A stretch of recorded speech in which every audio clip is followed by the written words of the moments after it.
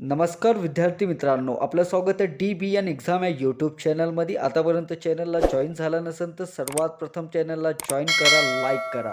आज आपण बघणार आहोत मित्रांनो, खूप महत्त्वपूर्ण प्रश्न आहे.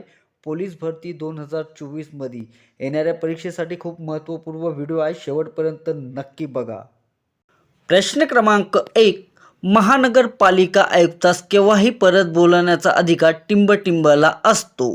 महानगरपालिका आयुक्तास केव्हाही परत बोलवण्याचा अधिकार टिंबटिंबला असतो. तर या प्रश्नाचे उत्तर ऑप्शन क्रमांक 4 राज्य शासन. महानगरपालिका आयुक्तास केव्हाही परत बोलवण्याचा अधिकार हा राज्य शासनाला असतो. प्रश्न क्रमांक 2. मराठीतील पहिले साप्ताहिक कोणी काढले? मराठीतील पहिले साप्ताहिक कोणी काढले? तर या प्रश्नाचे उत्तर ऑप्शन क्रमांक 3 बाळशास्त्री जांभेकर यांनी मराठीतील पहिले साप्ताहिक काढलेले आहे. प्रश्न क्रमांक 3. मुंबई कामगार संघाची स्थापना कोणी केली? मुंबई कामगार संघाची स्थापना कोणी केली? तर या प्रश्नाचे उत्तर ऑप्शन क्रमांक 1 नारायण लोखंडे यांनी मुंबई कामगार संघाची स्थापना केलेली आहे. प्रश्न क्रमांक 4. हिमालयाची सावली हे कानटकर लिखित नाटक कोणाच्या जीवनावर आधारित आहे?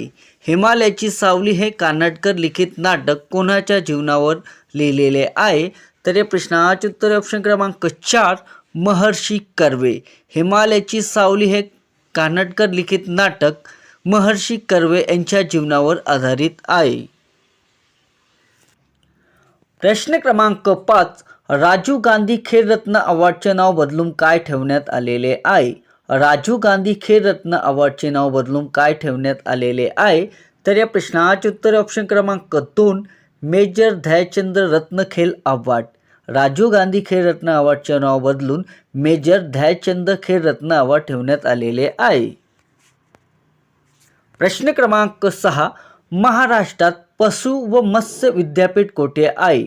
महाराष्ट्रात पशु व मत्स्य विद्यापीठ कोठे आहे? तर या प्रश्नाचे उत्तर ऑप्शन क्रमांक 4 नागपूरमध्ये. महाराष्ट्रात नागपूरमध्ये पशु व मत्स्य विद्यापीठ आहे. प्रश्न क्रमांक 7. सामाजिक परिषदेची स्थापना खालीलपैकी कोणी केली? सामाजिक परिषदेची स्थापना खालीलपैकी कोणी केली? तर या प्रश्नाचे उत्तर ऑप्शन क्रमांक 1 न्यायमूर्ती रानडे यांनी सामाजिक परिषदेची स्थापना केलेली आहे.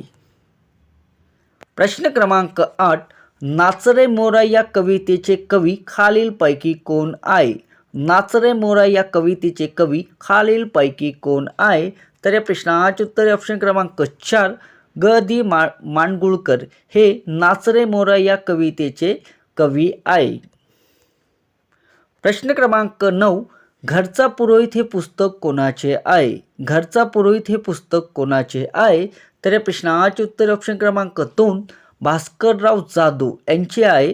पुस्तक घराचे पुरोहित हे पुस्तक त्यांनी लिहिलेले आहे. प्रश्न क्रमांक 10. महाराष्ट्रातील गोदावरी नदीचा उगम कोणत्या डोंगर रांगावर होतो? महाराष्ट्रातील गोदावरी नदीचा उगम कोणत्या डोंगर रांगावर होतो? तर या प्रश्नाचे उत्तर ऑप्शन क्रमांक 1 ब्रह्मगिरी. महाराष्ट्रातील गोदावरी नदीचा उगम हा ब्रह्मगिरी या डोंगरावर होत असतो. प्रश्न क्रमांक 11. गोदावरी नदीची उपनदी मांजरा ही कुठे उगम पावते? गोदावरी नदीची उपनदी मांजरा ही कुठे उगम पावते? तर या प्रश्नाचे उत्तर ऑप्शन क्रमांक 1 बालाघाट डोंगर. गोदावरी नदीची उपनदी मांजरा ही बालाघाट डोंगर रांगामध्ये उगम पावते. प्रश्न क्रमांक 12. बास्केटबॉल एका बाजूला असलेल्या खेळाडूची संख्या किती असते? बास्केटबॉल एका बाजूला असलेल्या खेळाडूची संख्या किती असते? तर या प्रश्नाचे उत्तर ऑप्शन क्रमांक 4 5 खेळाडूंची संख्या असते एका बाजूला. प्रश्न क्रमांक 13. रुद्राक्ष पाटील हा खेळाडू कोणत्या खेळाशी संबंधित आहे? रुद्राक्ष पाटील हा खेळाडू कोणत्या खेळाशी संबंधित आहे? तर प्रश्नाचे उत्तर ऑप्शन क्रमांक 3 रायफल शूटिंग. रुद्राक्ष पाटील हा रायफल शूटिंग या खेळाशी संबंधित आहे. प्रश्न क्रमांक 14. इंटरपोल या आंतरराष्ट्रीय पोलीस संस्थेचे मुख्यालय कोणत्या शहरात आहे? इंटरपोल या आंतरराष्ट्रीय पोलीस संस्थेचे मुख्यालय कोणत्या शहरामध्ये आहे? तर या प्रश्नाचे उत्तर ऑप्शन क्रमांक 2 लिओन या शहरामध्ये आहे. प्रश्न क्रमांक 15 2024 साली ऑलिम्पिक स्पर्धा टिंबटिंब शहरात होणार आहे. 2024 साली ऑलिम्पिक स्पर्धा टिंबटिंब शहरात होणार आहे. तर या प्रश्नाचे उत्तर ऑप्शन क्रमांक 3 पॅरिस. 2024 साली ऑलिम्पिक स्पर्धा ही पॅरिसमध्ये होणार आहे.